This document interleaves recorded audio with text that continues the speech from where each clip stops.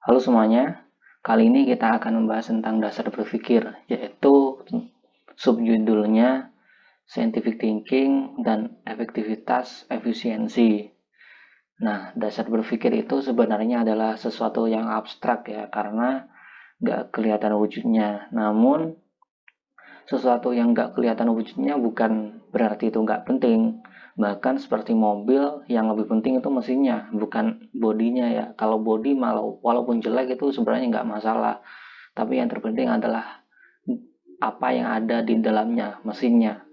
Nah, otak manusia, terus apapun yang ada di otak manusia kan itu buat berpikir ya, modal berpikir.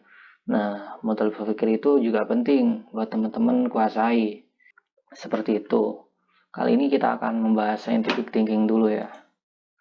Nah, scientific thinking itu kalau untuk memahami lebih gampangnya kita ibaratkan sebagai peta. Ini kamu, ini impianmu.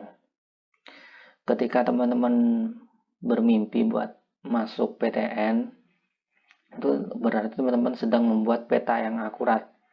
Peta yang akurat itu gimana sih? Ini ibaratkan kamu di titik ini.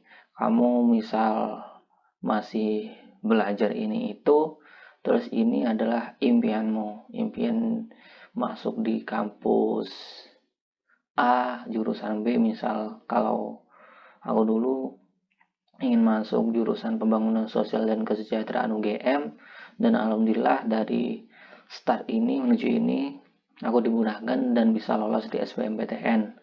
Begitupun teman-teman nanti, apapun jalurnya, teman-teman harus memetakan jalannya untuk jalan untuk meraih impian itu gimana sih caranya, kayak gitu. Misal kalau SNMPTN itu untuk lolos apa aja sih yang diperluin, kayak gitu. Teman-teman harus cari informasi sebanyak-banyaknya, lalu setelah mendapatkan informasi lanjut ke langkah kedua, yaitu informasi yang diverifikasi. Dari sekian banyak informasi yang diterima, teman-teman harus memverifikasi, ini benar gak sih, jangan-jangan apa yang aku dapat ini nggak valid, nggak sesuai apa yang sebenarnya, yaitu jangan-jangan cuma berita simpang siur aja. Nah gitu, teman-teman harus verifikasi informasi tersebut dari sumber yang valid. Misal kalau SNMPTN atau SBMPTN itu kan yang diadakan oleh LTMPT, bisa cek website LTMPT, bener gak sih kayak gini. Atau mengenai jurusan, bisa teman-teman cek di websitenya universitas terkait, kayak gitu.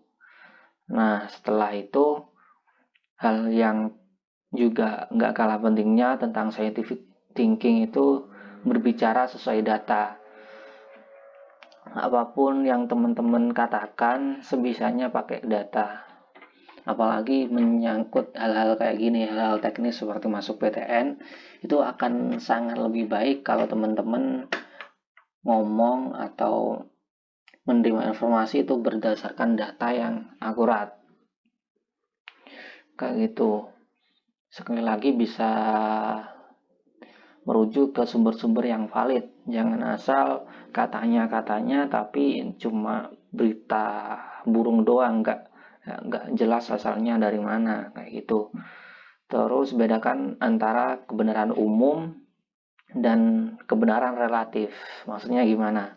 Ketika teman-teman mendapatkan informasi, katanya sih kalau masuk jurusan manajemen UGM misalnya harus nilai segini, terus belajarnya cuma gini doang bisa kok, kayak gitu. Misal ada kakak tingkat yang bilang kayak gitu.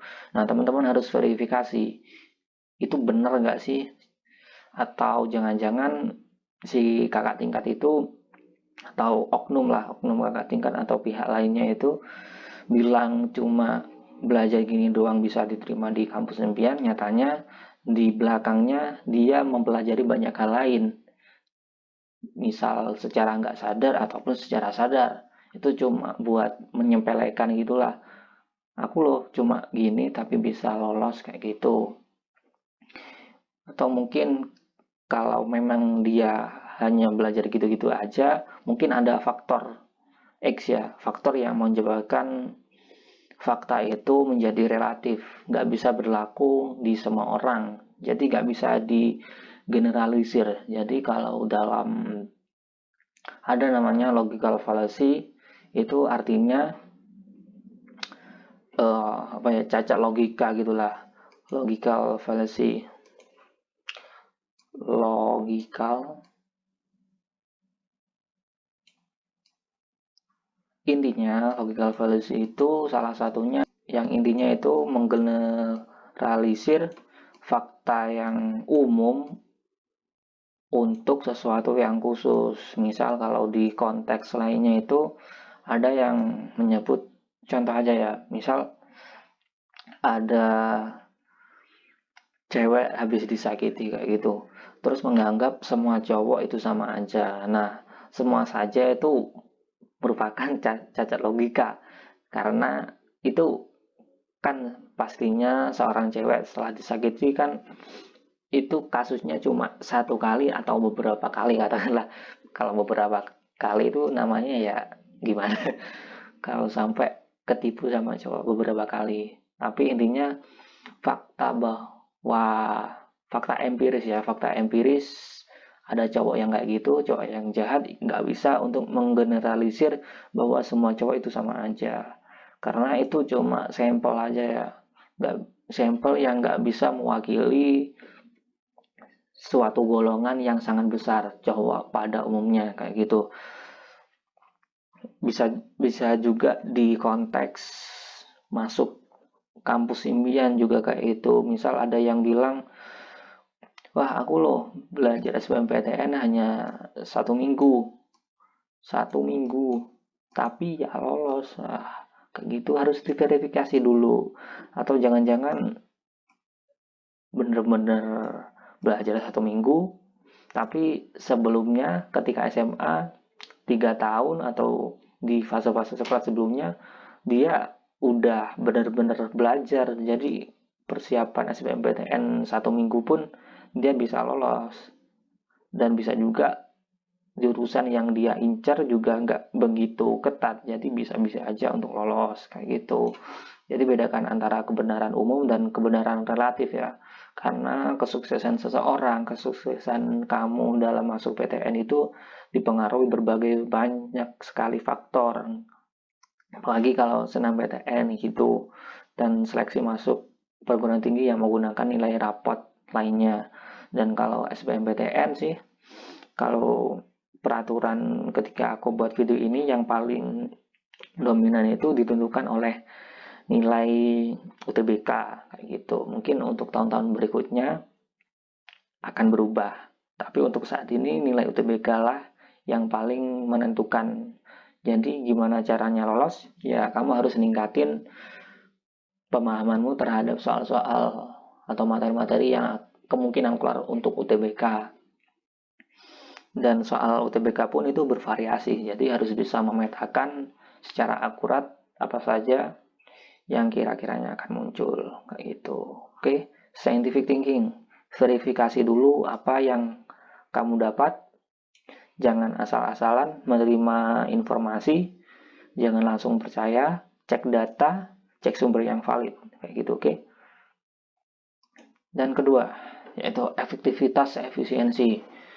Nah, setelah teman-teman mengetahui banyak hal, mengetahui banyak informasi, efektivitas, kita mengenal istilah dua ini. Efektivitas, efisiensi. Apa sih efektivitas, efisiensi itu? Nah, efektif artinya, kata efektif sendiri ya, artinya itu kita melakukan sesuatu dengan tepat sasaran. Misal kita ingin masuk PTN, goalsnya ya masuk PTN itu. Jadi akurat lah. Akurat ini sudah saya tulis di sini, akurat. Kalau tujuannya A, ya tujuan A itu bisa tercapai. Nah, sedangkan efisiensi itu apa sih artinya? Nah, efisiensi itu kita dapat mencapai tujuan A katakanlah, tapi dengan resource yang seminimal mungkin. Jadi teman-teman misal mau ini misal titik A, ini titik B. Titik B adalah titik teman-teman memulai sesuatu, memulai belajar saat ini. Terus titik A adalah impian teman-teman. Jadi cari jalan yang tercepat, gimana caranya untuk pergi ke titik A. Misal ada banyak peta kayak gini, banyak rute maksudnya. Terus ada yang seperti ini, dan lain sebagainya. Nah, gimana sih cara untuk menuju titik A yang paling cepat kayak gitu? Cari jalan yang tercepat untuk belajar, untuk menggapai impian. Ada nggak sih cara-cara yang mungkin bisa untuk jadi percepatan kayak gitu? Misal pakai metode tertentu, belajar dengan teknik tertentu, terus bertanya ke kakak tingkat yang sudah pernah ber-UTBK dan lain sebagainya.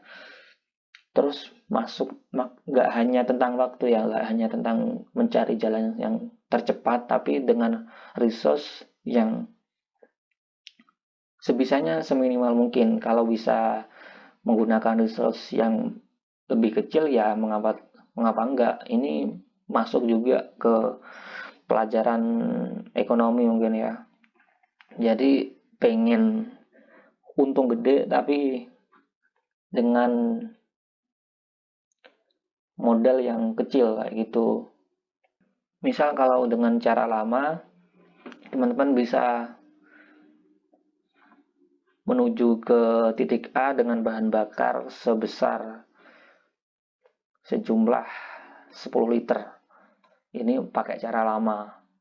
Tapi ternyata ada cara baru yang lebih efisien, lebih hemat. Ternyata bisa pakai bahan bakar cuma 8 liter katakanlah atau 7 liter.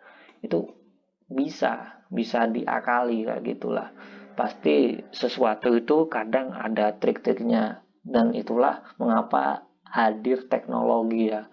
Teknologi itu salah satu produk kemalasan terbesar manusia salah satunya. Kenapa? Karena kalau kita nggak malas mungkin teknologi nggak akan hadir. Kalau kita masih rajin banget buat naik sepeda terus jalan kaki, mungkin mobil nggak akan tercipta kayak gitu. Dan begitu pula tentang konteks mempelajari materi buat ujian seperti UTBK atau seleksi mandiri dan lain sebagainya. Kalau bisa pakai apa ya, kalau ada jalan yang cepat terus dengan resource atau sumber daya yang minimal, ya mengapa tidak. Kalau aku dulu pakai Zenius ya, pakai Zenius belajarnya itu sangat membantu sih, apalagi belajar hal-hal kayak gini, kayak thinking skill, scientific thinking dan lain sebagainya. Aku juga terinspirasi dari situ dalam membuat konten ini. Kayak gitu sih, tapi bukan berarti dengan mencari jalan cepat teman-teman juga memahami dengan ala kadarnya, cuma belajar luarnya doang tapi nggak paham esensi mengapa belajar materi tersebut. Cuma belajar soal-soal doang tapi materinya nggak paham, bisa ngerjain soal tapi materinya apa sih ini, cuma hafal soal kayak gitu. Jangan sampai ya, meskipun kita harus berhemat tenaga, berhemat waktu buat mengerjakan sesuatu, tapi bukan berarti kita menghilangkan esensi dari kegiatan tersebut. Gitu aja sih dari saya. Semoga bisa dipahami. Sampai jumpa di pertemuan selanjutnya. Oke?